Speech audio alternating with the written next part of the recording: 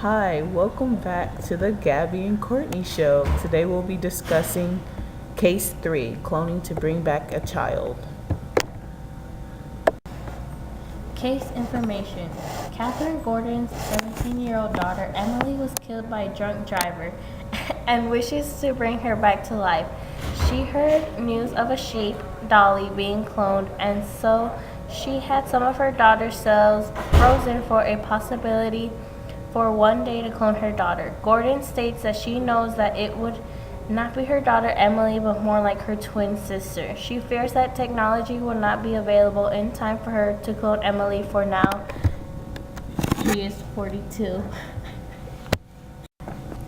Our thesis is that Catherine Gordon should not be allowed to make a clone of her daughter. Dan Brock is in between when it comes to the argument in human cloning. He is for and against human cloning, but today we will be looking at his argument against cloning.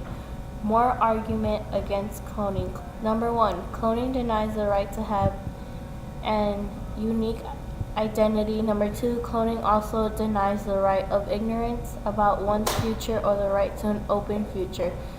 Number 3, therefore, cloning violates moral and human rights. Dan Brock's utilitarian argument against cloning. 1. Cloning would put psychological distress and harm in the later twin. 2. Unacceptable risk to the clone. 3. Lessen the worth of individual and diminish respect for human life. 4. Cloning might be used by commercial interests for financial gain. 5. Cloning might be used by governments or other groups for immoral and exploitative purposes. Leon Kass, unlike Dan Brock, whom approach is in between on whether cloning is permissible or impermissible, Kass believes that cloning is both impermissible and is dangerous. He believes that cloning takes away/violates the given nature of a person, creating issues with identity and the major consequences cloning has. Kass' argument on cloning. Number 1, cloning could cause many deformities and harm to the twin. Number 2, from all the effects and deformities, there is little possibilities that the human or animal could have a healthy life. Number 3, cloning also takes away one's identity and individuality. Number 4, Kass believes that cloning a human is unethical and dangerous. 1. Cloning has many risks and may cause harm to the person's twin. 2. There is a chance that the twin may have misshapes and deformities. 3. There are risks that the twin may not fully grow and develop successfully. Number 4, another risk that cloning has is that the twin could have accumulated genetic mutation, thus giving the twin a higher risk of having cancer or any other disease.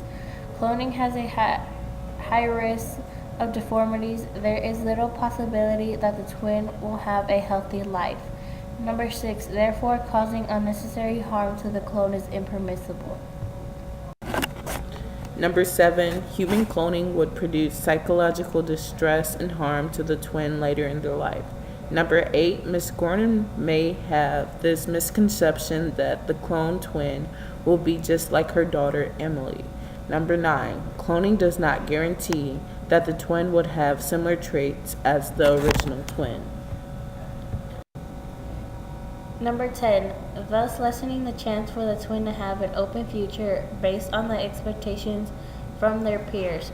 Number 11, in this case in particular, Miss Gordon may feel obligated to force things such as activities, hobbies, and habits onto the twin that Emily liked or had, to make the twin just like Emily. Number 12, thus taking away the twin's right to be freely autonomous and lessening the twin's identity and individuality. And in conclusion, number 13, therefore cloning is morally impermissible. Thanks for watching, and look out for our next video on justice in healthcare. Bye.